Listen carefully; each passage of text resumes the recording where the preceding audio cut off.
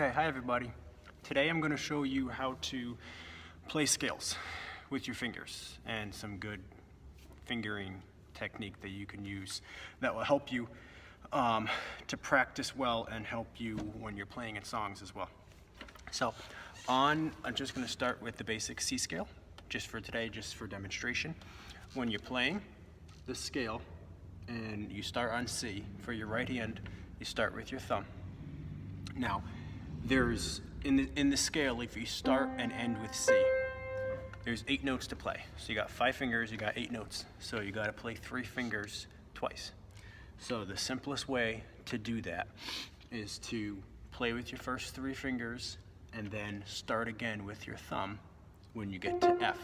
So you play C, D, E, and then you flip your thumb under to the F. You can finish out your fingers and finish out the scale. And then you just reverse everything to go back.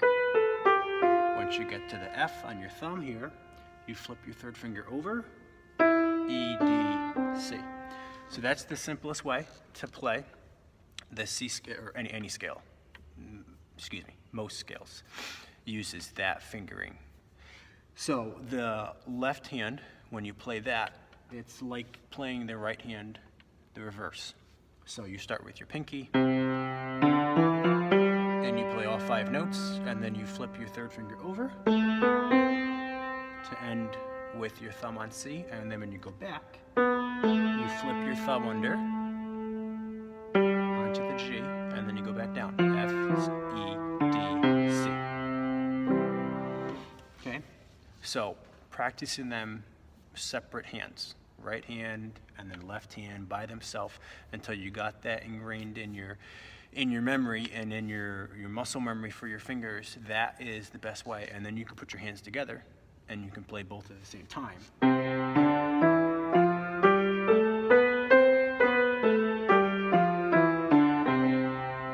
You just got to remember which hand flips at which time, because one of them flips after the 3rd and then the other one flips after the 5th, depending if it's right or left hand. So that's how you play any scale, again, most scales, with that fingering in there. And if you were going to play multiple octaves, and instead of ending the first octave on your pinky, for your right hand, instead of ending right there,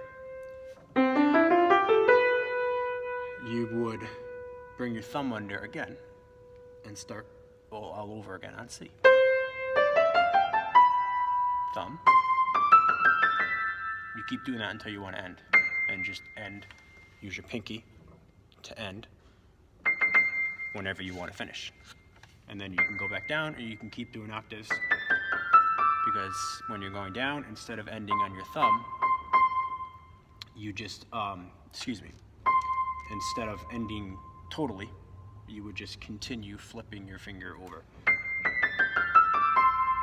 Flip. Flip. All the way until however many octaves you want to do. An octave is the distance between one note to the next time that note appears. So, from C to the next time you hit a C, that's 1 octave. It's 8 notes if you count the first C and the end C. But if you're on a different note, let's say G, and you go up to the next G, that's also an octave. An octave is 8 notes, and it goes from the one note until the next time that note appears. It's when the frequency is the same. So that is how you play scale, multiple scales, however many you want to do. And it's always good to practice separate hands until you are comfortable enough playing that scale with that one hand by itself, and then you can put them together. And once you put them together, you can play as many scales as you want to, as many as you have time to, whenever you're practicing.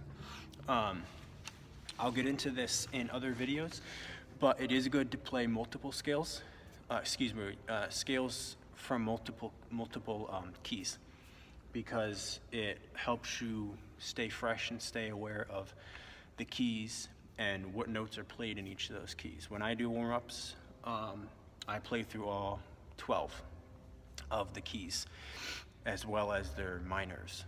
So I do like a 24 cycle of scales.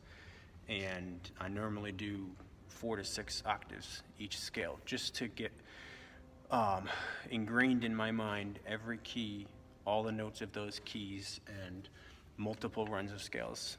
Because certain songs that I play have a scale run in there, so when I practice them as warm-ups, then it's easier in the songs to be able to play them.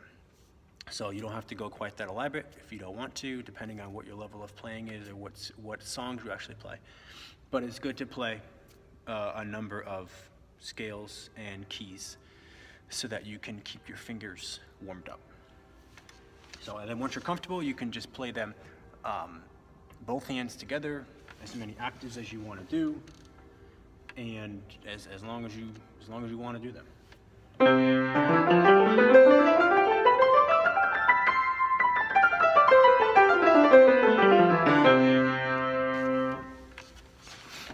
Okay, thanks for tuning in.